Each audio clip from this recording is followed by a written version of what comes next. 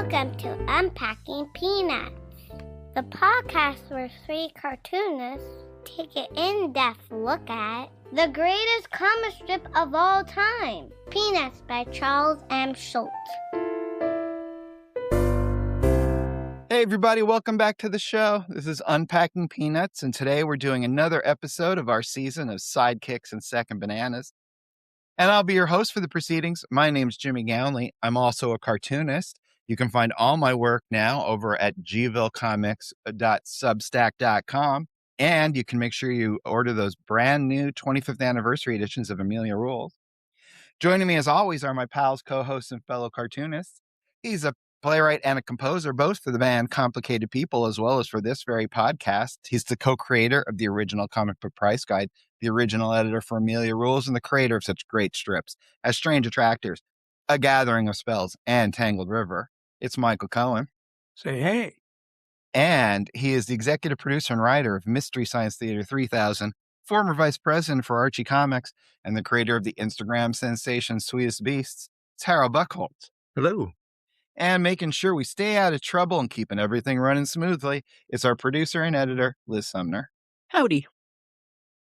All right, guys, we are back. So today we're going to be talking about a real obscure corner of the Peanuts universe, but one that does have its fans, I noticed as I was doing research. We're going to be talking about the relationship between Sally and good old Eudora. And so what the original plan, well, at least my original plan for this episode was, all right, I want to see just Sally as a sidekick. What's Sally like as Charlie Brown's sister? What's Sally like as Linus's sweet baboo? What's Sally like with Eudora? And then I just got to the Eudora strips and I thought, no, let's just do this. We're just going to do basically a Eudora episode as her being a sidekick to Sally. But it did make me think as I was looking at all these strips, you know, how the characters, in this instance it was Sally, but it could be really any of the characters, how they are both consistent and yet are able to change based on who they're interacting with. You know, Sally is consistently Sally, but she acts differently around Linus than she does around Eudora. She definitely acts different around Charlie Brown than she does Eudora. You know, she's learning from Charlie Brown and she's kind of like the leader or the teacher with Eudora. What do you guys think about that? Is that something that's, I know it happens in life and I know it happens in art, but I don't know how often it happens in comic strips. What do you guys think? Yeah, well, that's good writing. Yeah, because I'm sure everybody does that. Yeah. And, you know, sometimes you get trapped in a certain personality mode when you're around people and they don't know the real you because you have this little fake personality you use with them. Frankly, I have to admit, my confession, I could not remember who Eudora was. Oh, I couldn't either at first. I couldn't either. Yeah, you mentioned that. And I'm going, who's that? Anyway, yeah, she was a good character. And I can't remember if she lasted beyond this sequence. No, she comes in now and again. Yes. But like she makes a big splash right here in the late 70s and then sort of fades into existence. I liked this character so much when we were doing the original reread that I stole her look and intentionally and put it in Tanner Rocks as the bass player in the band. That's cool. Yeah. Yeah. I mean, and the fact that she's named, we know she's named after a real life person. I don't know. Did we go into this when we did this I first? believe we did, but you can do it again. Okay. Well, she's named after Eudora Welty. Apparently, they say there's no record of Schulz and Eudora Welty knowing each other other than he said he was standing in line at an event. Like, I guess they were going to a dinner and he was standing in line with Eudora Welty. And that was a high point of his life. So maybe he got to put a few words in, and she, you know, she's a contemporary, right? So she born in 1909 and passed away in 2001. So very close to when Schulz passed away, but a longer life. And she was a writer and wrote a lot of amazing stuff. And she won, this is crazy, she won an O. Henry Award in 1941, 42, and 43. Oh, wow. So that's a good run in O. Henry Awards. And then she got another one in the late 60s. So she was still going at it. And got a Pulitzer Prize for fiction. So, I mean, she's super awarded for her writing. And was she known for wearing a hat? That is the real question. Not that I know of. Yeah. Was she a Southern writer? Yes, Jackson, Mississippi. I remember that Schultz's biographer, Rita Grimsley Johnson, was talking about Schultz having a soft spot for Southern women, Southern writers. Mhm. Yeah, right. That is true. That is true. Well, this is fun because I really liked seeing Sally, through this lens with Eudora, and that also just there's something about the late 70s strips before it turns into the 80s that really reminds me of my childhood. It's that Bad News Bears slightly grungy feeling that I really, really like. So, with all that said, if you guys want to just start, we can go ahead and start on these Sally and Eudora strips. What I decided to do is we're going to focus on the first sequence that introduces Eudora and Sally at camp. And if you guys are okay, I say we could just get right to that. Let's do it. Sure. All right. Now, if you guys want to follow along, there's a couple things you should do. The first thing you need to do is go over to unpackingpeanuts.com and sign up for the Great Peanuts Reread. That will get you one email a month that will let you know what we're up to and what strips we're going to be covering so that you can follow along. And if you have any other questions or you just want to reach out to us, generally you could go while you're over there, you can email us at unpackingpeanuts@gmail.com. June 12th, 1978. Sally is rolling up a sleeping bag in her room, a scowl on her face, and Charlie Brown is watching her. And Sally says, "Don't ask me where I'm going. I'm going to camp. That's where I'm going. So don't ask me," as she picks up some items from her dresser. And then she turns to Charlie Brown and says, "Why am I going? Don't ask me, because I have to. That's why." And then she stomps out of the room screaming, "So don't ask me." And then Charlie Brown says, "Have a nice time." Yeah, I really like Sally. Sally doesn't like being told what to do, right? Who does, really? I think she's really an original character. Yeah. It's not that she's grouchy or a fuss budget. She's just kind of angry at the whole world. And her place as a kid, kind of being a helpless kid, she can't decide what she wants to do. Yeah, kids get frustrated, kids get sad or scared. She is angry that she has to do this kid stuff. Very interesting. And she also, I think, has my pick for the weirdest Peanuts hair. I thought about how you would be actually styling that. That is almost Rhonda level weirdness. And it picks up the very next day on June 13th. So, 1978 still. So Sally is now on the bus, and she's sitting next to a brand new character, our pal Eudora. And Eudora is sitting there sort of stoically. Sally has her angry face on. And Eudora says, "I hope I'm on the right bus. I've never been to camp before." Sally looks completely annoyed at this. And Sally says, "You'll have a great time." And then Eudora says, "You're lying, aren't you?" That's a nice character intro. I think it's the first time Sally's interacted with someone younger than her. Because just from this, and the fact that she's a little smaller, I take it that Sally's older. Yeah, and it feels like Eudora this is her first year at camp, right? So. Yeah, but and they share a bunk or something like that. So I think that Eudora is just smaller, but they're about approximately the same grade, probably. Well, at the a least, year makes Sally's a big difference when you're 3 or 4. Yeah, that's true. But the other thing is, at least we know that Sally is the one with more experience, maybe. Right? Or more confidence.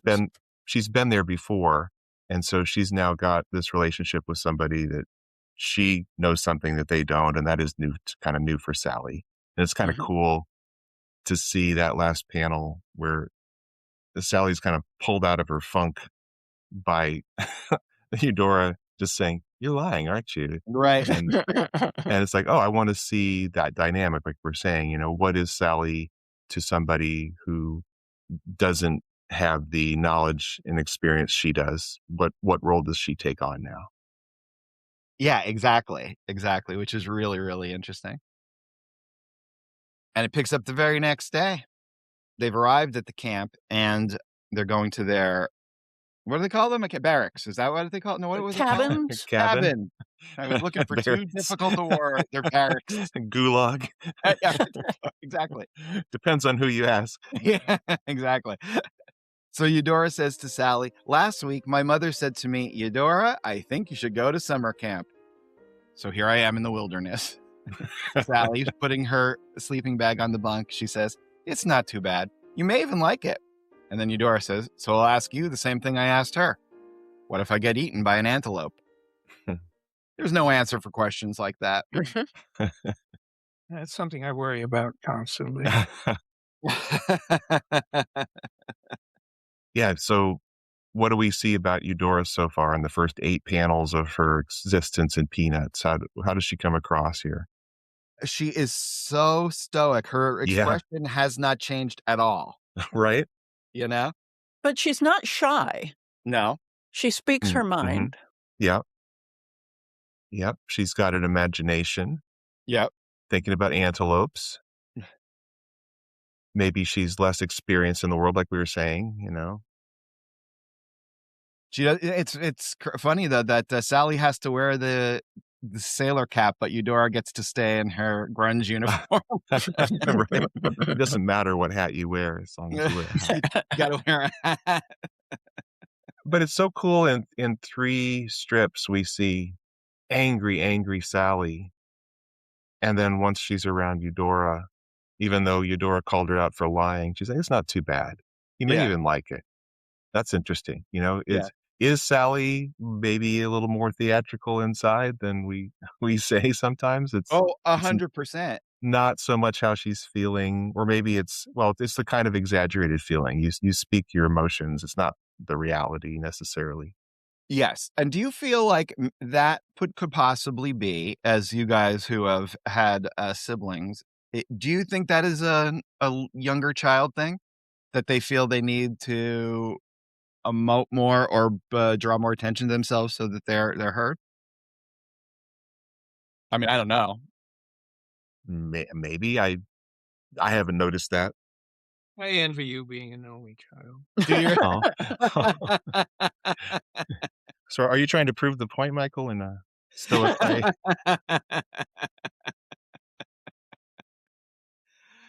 Yeah, no, I do wonder what that's like. I mean, having raised twins, you know, that is well, how is this? Do the minutes difference? Yeah, the 2 difference? minutes. Yeah, that's there actually is a difference that I think. Does that make a difference that you know you were the first one out? Does that make any difference to twins? I think it might.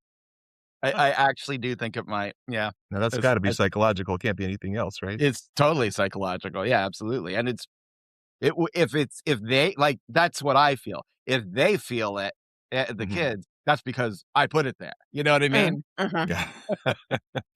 Right. Well, you didn't have to tell them the order. Well, that's true. That's true. I suppose. I guess. June 15th. Eudora is now kind of kicking back. She's propped up against a whole bunch of pillows in her bunk and looks like she's reading maybe a comic book. And Sally says, hey, Eudora, we have to go to the main hall for orientation. And Eudora says, if they try to ship us to the Orient, forget it. And Sally says, as they walk to the meeting, how do you feel about washing dishes and setting tables? To which Eudora replies, I'd rather go to the Orient. Yeah, Sally seems to be she's not really a rebel.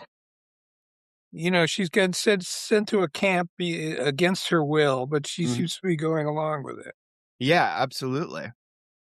Absolutely. Yeah. Do you think it is because she is trying to act big sisterly towards Eudora, or is it because that's just who she is in situations, you know, where the adult world requires something from her? Maybe she's trying out a new personality. Well, we talked about that sometimes. Some of us choose changing personalities, and other people are like, I don't even know what you're talking about. How is that even possible? Right. you know? But the thing about Sally that's interesting that's coming out here, it's not being spoken of, no one's calling it out, is there's just this kind of contrarian nature to her that if she doesn't see something in the world that she feels, she's got to express it. Now Eudora's expressing it so she doesn't have to. And so now Yeah. she's doing the opposite for Eudora to balance things out. Is Sally one of those people that has to just balance out the world based on whatever she sees lacking or missing?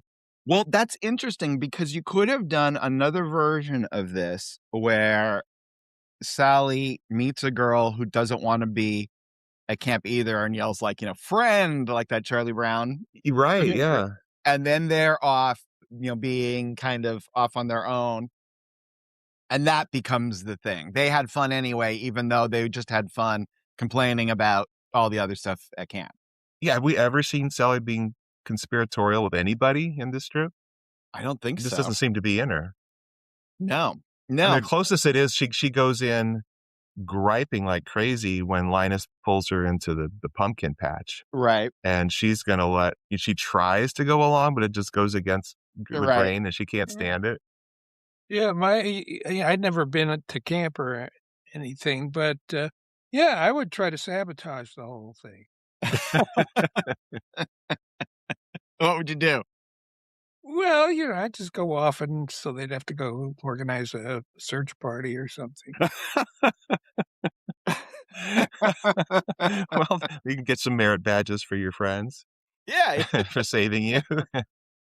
Did we bring up the thing about Gen Z at work where they said like 51% of Gen Z claim to be entrepreneurial, which I think is kind of cool given where things are going, that maybe they'll need to be. Yeah, right.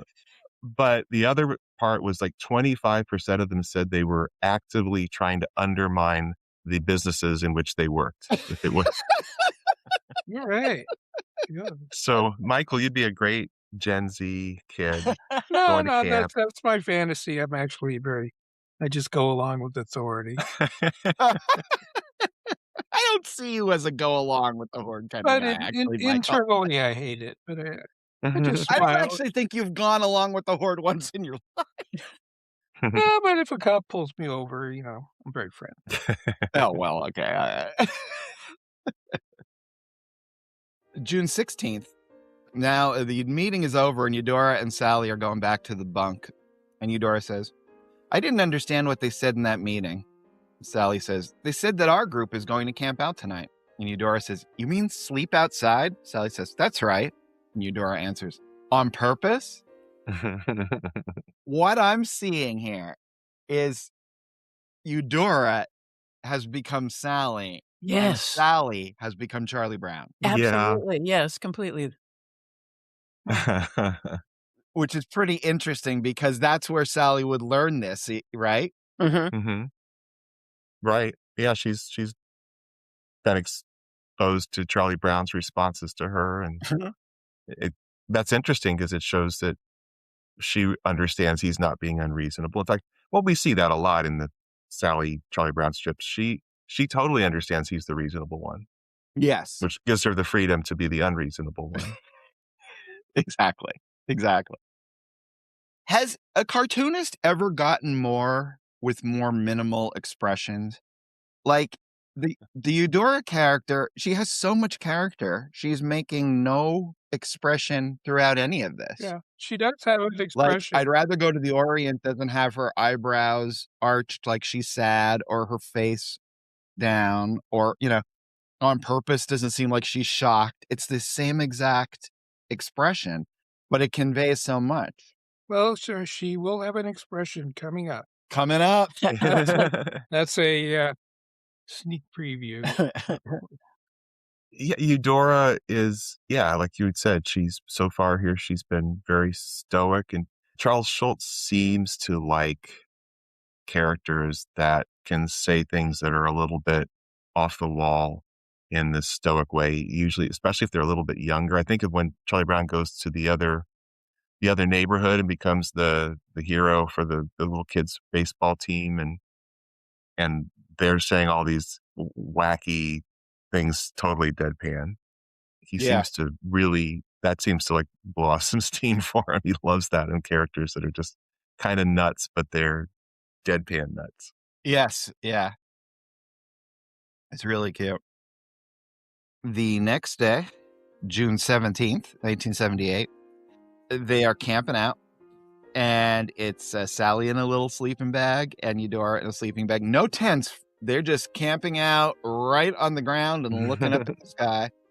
And Eudora says to Sally, "What was that?" And Sally says, "That was a falling star." And then there's a silent panel as they continue to look up in the sky. And then Eudora makes an expression. She sits up with a big smile on her face and says, "Missed me." So she's a real joker.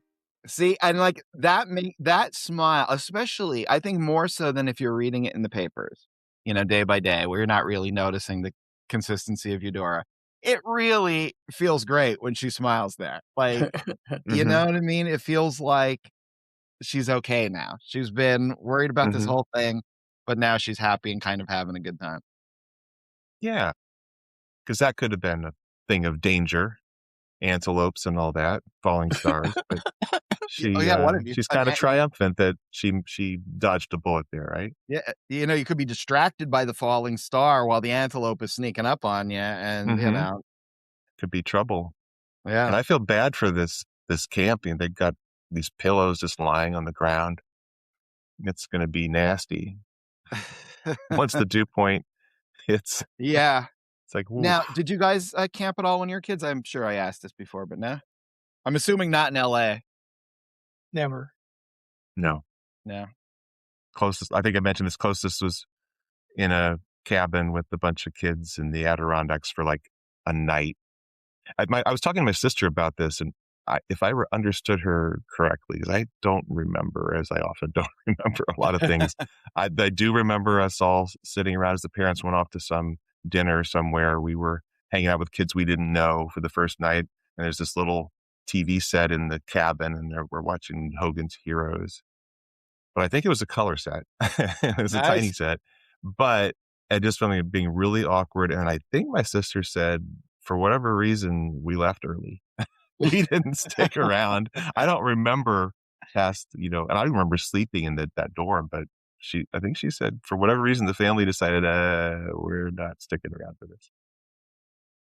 There is a great amusement park near where I grew up called Knobel's Amusement Resort, and it's free to get in, right? You could just go and walk around and pay individually if you want to ride the rides. But they also have a campground. And my friend was one of 8 kids. So they needed a cheap family vacation every year, and they would, rent a spot at Knobel's to camp. So we would camp for a week in the summer there. It wasn't a camp. It was just us having fun. But what the amazing thing is, right? So you'd be camping, and they had a camper too. But we slept out just like this around a fire. No Really? tent. Yeah. And then you'd wake up. Well, not just like this. We weren't on the ground. We had, those lawn chairs that lie totally down. You know what I'm talking about? Okay. Lawn chairs and sleeping bags on that. And you'd wake up in the morning and the park would be open. So you could just go to the amusement park for the day. It was amazing. Wow. Yeah. For a whole week. That's cool. Well, they stayed for a whole week. I don't think they invited Mike's friends for a week. I think we probably stayed like 2 or 3 days or whatever. That sounds fun. Yeah, it was very. I did lots of camping as an adult once I moved to the West Coast. It's more beautiful in there. They had lots of wonderful state parks that aren't fully touristed, and I do remember we were in Yosemite one time, and we arrived really late, and the only spot that was available we didn't realize was on a bear path. And a bear sort of wandered into our campsite in the middle of the night. Oh my gosh! The guy who was with my sister jumped up and poured, what do you call it, lighter fluid into the fire that was the embers of the fire, and it went vroom, and it scared the bear away. Wow! Wow! Holy cow! That's quite a camping experience. Yeah, it was. We were pretty stupid.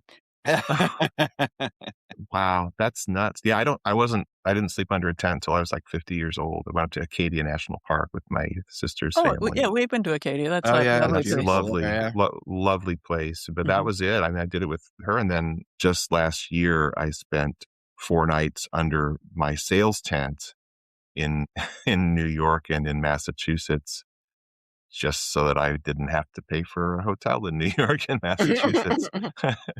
So the cheapskate in me turned me into a camper. June 19th. So they're sitting out still under the stars in their sleeping bags. And Eudora says, Sally, do you believe in UFOs? And Sally fervently says, no. I think the whole idea of creatures of superior intelligence trying to contact us is stupid. And there's a silent panel.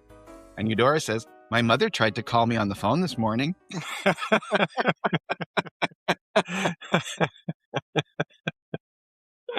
I could see Sally saying that line.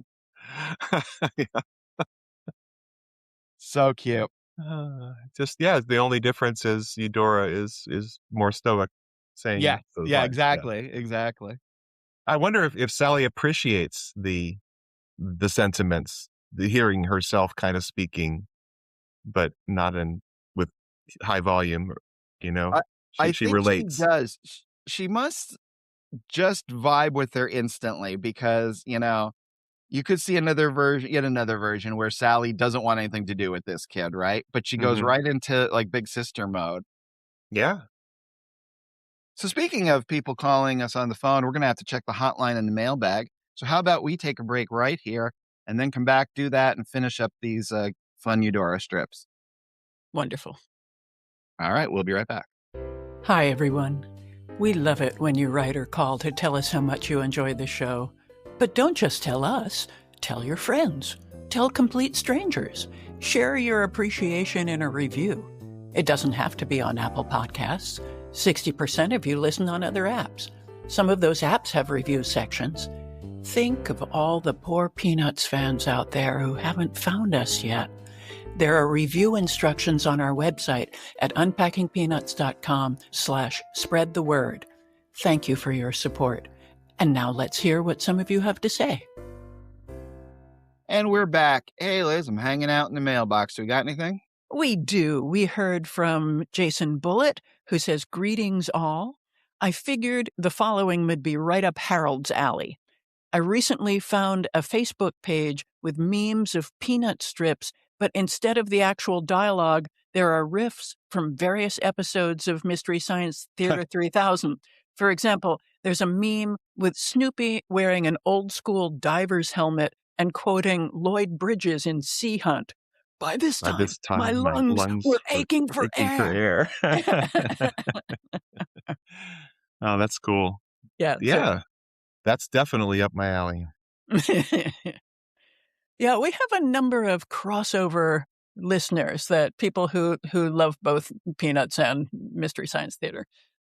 Yeah, that's really neat. Yeah, it's interesting. In some ways, it's so different, but in other ways, well, come on, Minneapolis St. Paul humor. This is it. We throw in Garrison Keillor, and we've got the triumvirate of Minnesota humor. I don't know. Prince was kind of funny. No. When doves laugh. Oh, that would be amazing if he went. And we also heard from super listener John Marullo, who says, hi, gang.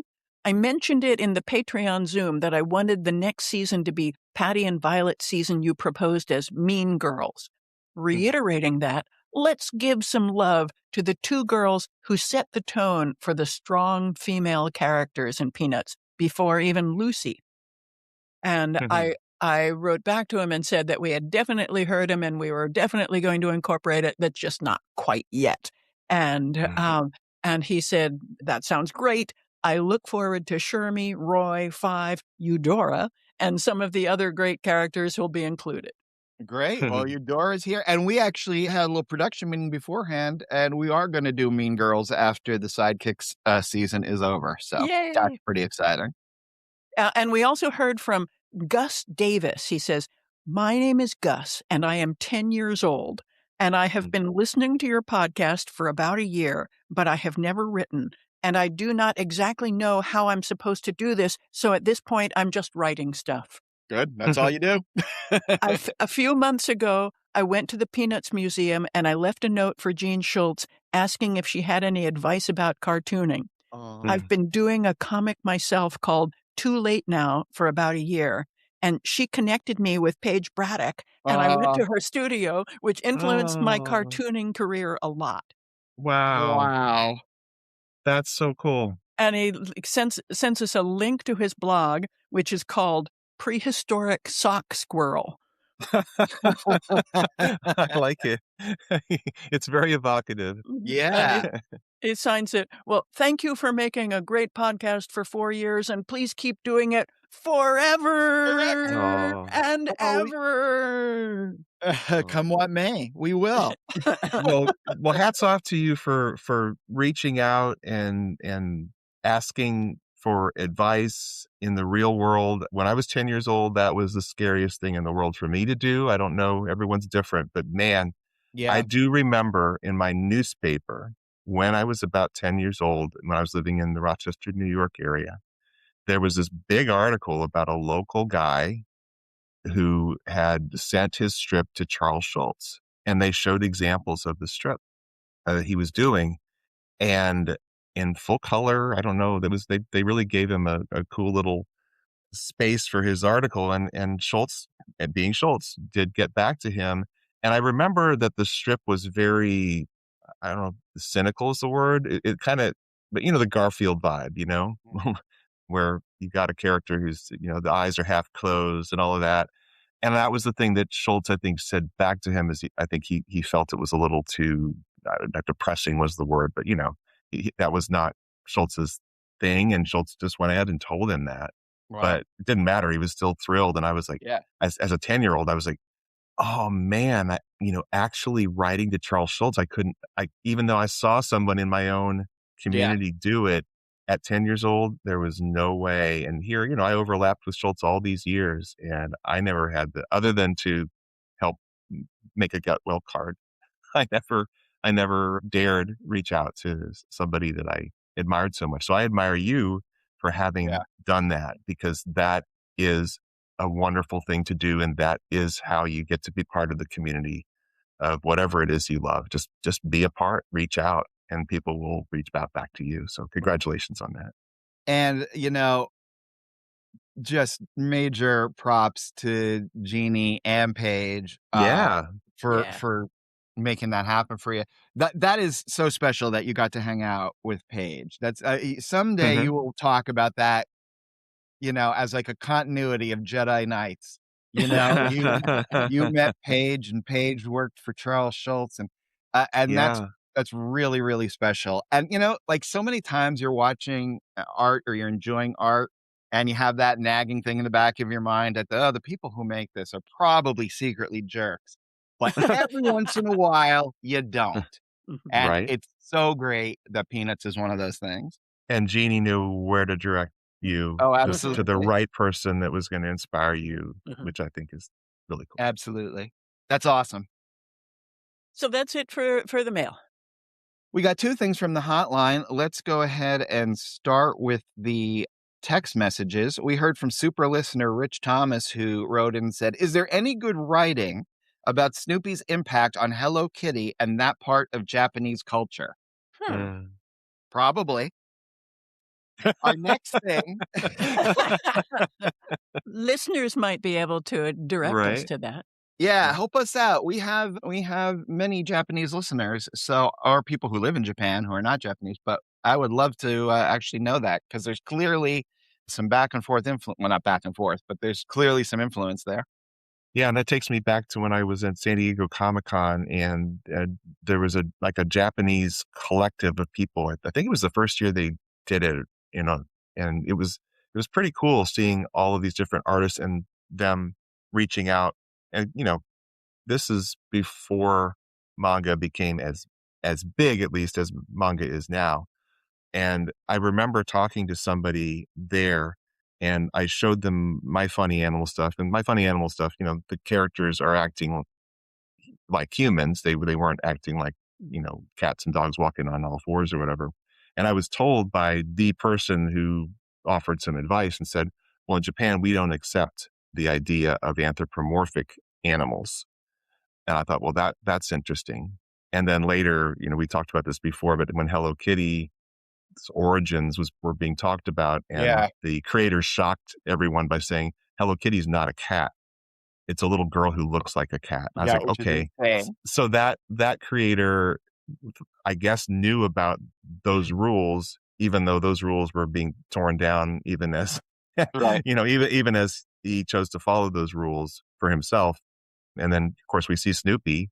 Snoopy's in a kid's strip, but he is obviously acting like a human and is beloved, at least as an icon. It'd be interesting to know more about as a character, because Schultz's art is so beautiful, and Hello Kitty is, for years, really was an icon, and Yeah. we didn't know what Hello Kitty was about. They said they've since tried to give Hello Kitty a backstory and all of that, but yeah, how did they view Peanuts? Did Peanuts kind of come in as the icon and then start to maybe sneak in terms of the actual characters and stories? Yeah. And we heard from Andrew on the hotline. Hey guys, Andrew Goodell calling, longtime listener. Just an idea maybe for a future show where you can talk about strips that have the first couple of panels being all blank, no dialogue, and then the last panel having the punchline. I'm sure it's like probably a handful of those. Just an idea. All right, well, keep up the good work and be of good cheer. So how about that, guys? An episode where we do mostly silent strips, or maybe even we could do an all silent strip. That would be challenging for me Yes. to read it, but yeah. Yeah, we've talked about some great ones but it really would be, Yeah. Jimmy would be working hard. I like the idea of three no dialogue panels with text at the end, and just to see the rhythm of it, and how much variety does Schultz give to that, and what kind of a joke is that? Because we're sometimes breaking that stuff down for how he approached humor, and maybe there's something for us to learn from that. Yeah. Now, one thing I will say, it is a lot more effort to do these episodes now than it was to do the reread, because all we had to do was just, read the next group of strips. So now it requires someone, me currently, but the other guys occasionally, to go through and find those strips, which is no problem. But it's a great opportunity to remind you guys that you could support us through buying a t-shirt or sending us a couple bucks for a mud pie, or becoming a Patreon subscriber. You can find out all that info over at unpackingpeanuts.com. And if you want to get in touch with us, it's unpackingpeanuts@gmail.com, or you can call and leave a text on the hotline like our listeners just did. That number is 717-219-4162. But remember, if you call, identify yourself. And as always, if I don't hear from you, I worry. All right, guys, how about we get back to these Eudora strips? Let's do it. June 20th. Eudora and Sally are now in the cafeteria, and Eudora says, if we became lost in the woods, how long could we go without real food? And Sally says, I'll bet we could go for a month without real food. Eudora says, how about junk food? And Sally says, 11 minutes. Not much to say about that one, but it's very cute. So moving on. Well, wait. I mean, I'm just looking at this. They are really roughing it. Is this how you do it at camp, where you just put the food on the tray with no plate? No plates. That is a really rustic camp. And it looks like you got some lima beans and 2 pieces of toast and milk. Yeah. I think 11 minutes is ticking. Later at night, we're at in the bunk for Sally and Eudora, and Sally says, Eudora, are you crying? What's the matter? Eudora is rolled over, so she has her back to Sally. And Eudora says, I never wanted to come to this camp. But then she rolls over, and Sally has now gotten out of bed and come to see how Eudora is doing. And Eudora says, but I'm not as lonely as I thought I was going to be. And then Eudora says, I'm only crying with one eye. Which finally makes Sally very happy. Yeah, what a big smile. Second time she's cracked a joke and smiled. Mm-hmm. Yeah. Which we thought was forbidden for comic strip.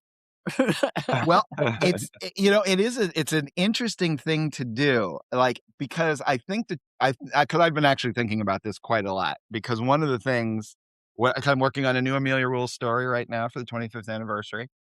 The characters make quips and jokes, and you have to be judicious with the smiling joke, because it has to be that the character is intentionally making a joke and wants the other character to intentionally know they're making a joke.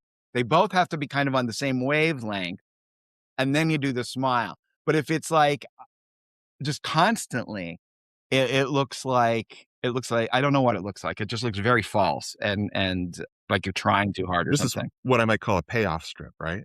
Yeah, sure.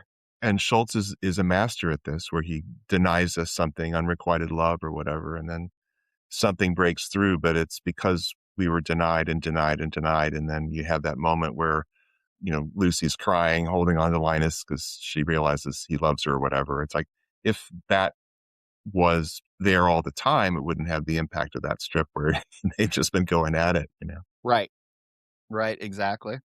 Yeah, I mean, we could even imagine with the smile thing, just if Sally said 11 minutes with a big smile, that would be totally different.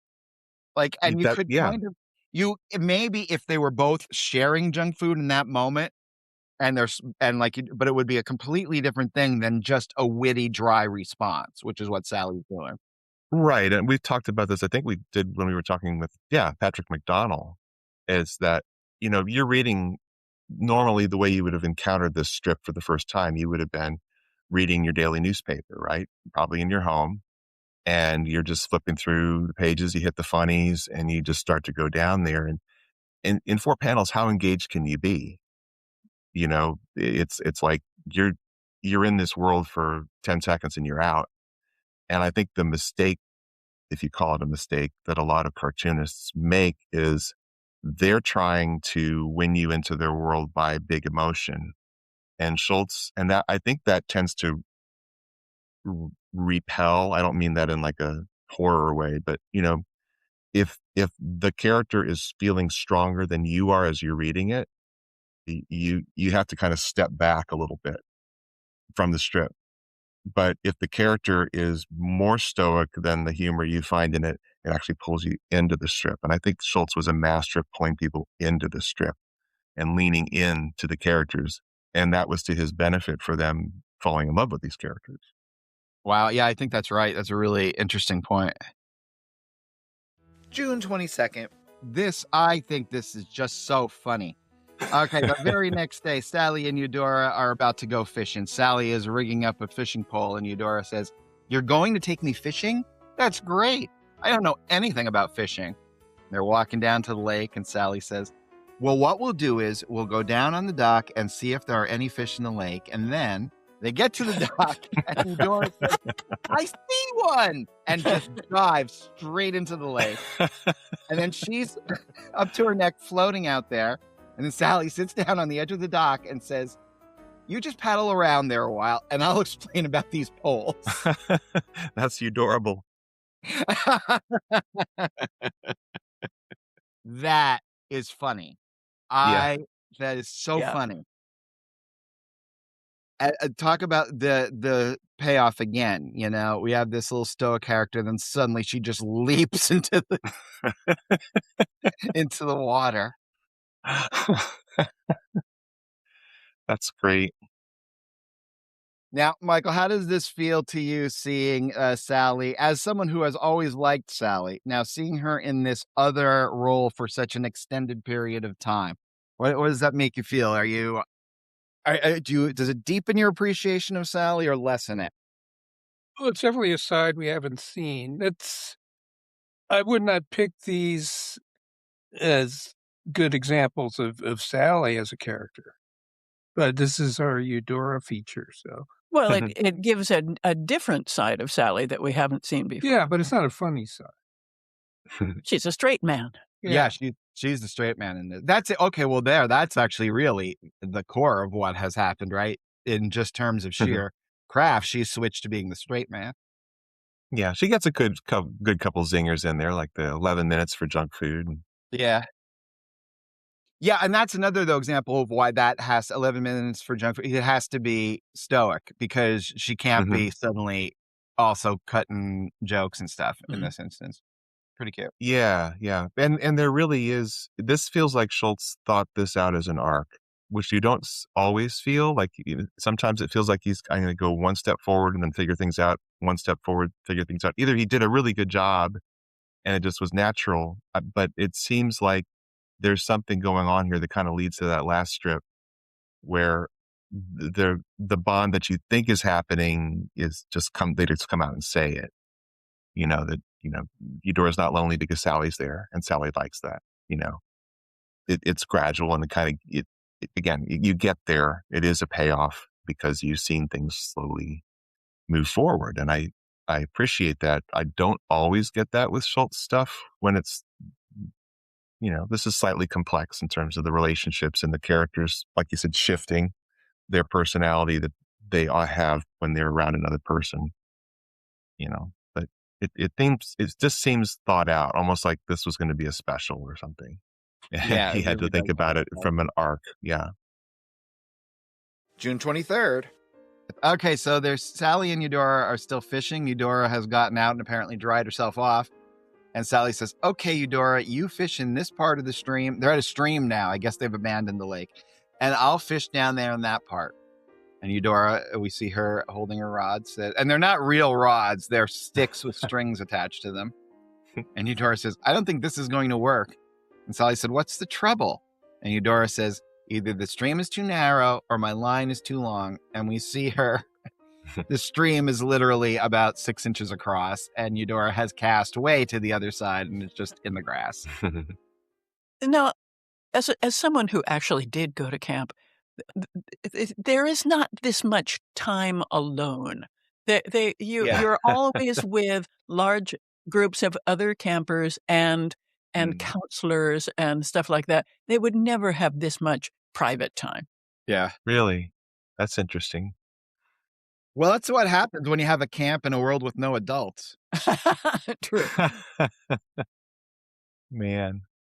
Well, that's interesting. So everything is kind of like what it seems to be for kids today with organized sports and all of that. Camp doesn't give you that moment to go out and be amongst nature on your own or find your own buddy. No, you're in large groups of alone, I people imagine. and you're making lanyards and you're doing nature walks and stuff like that with large groups of people and having people like a school trip.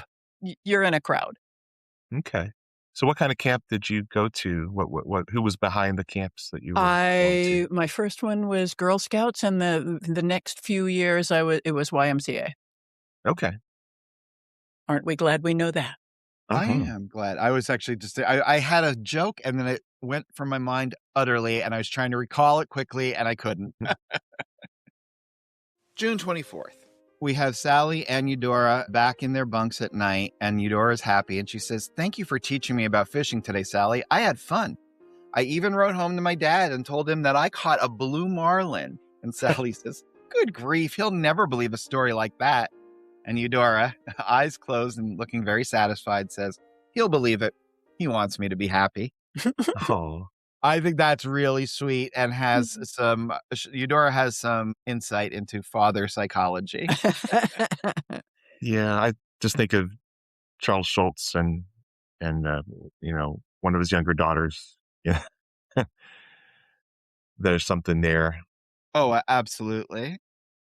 And then, even though that is the finale of the Eudora debut story, I found this one from the very next year, and I wanted to share it because I just think it's very funny. June 10th, 1979. It's a Sunday, and Eudora is standing next to her sleeping bag outside with a huge full moon in the sky. And she says, what am I doing here? And then we see her in her sleeping bag next to Sally lying in her sleeping bag. They're outside. And Eudora says, why aren't I home watching TV? Why do we have to sleep outside? I thought this camp had log cabins. And then Sally says, this is called roughing it. And Eudora says, you know what I'd like right now? A pizza and a marshmallow sundae. And Sally says, a what? And then looks over at Eudora and says, Eudora, you're weird. And then Sally says, who else in the world would think of pizza and marshmallow sundaes at this time of night?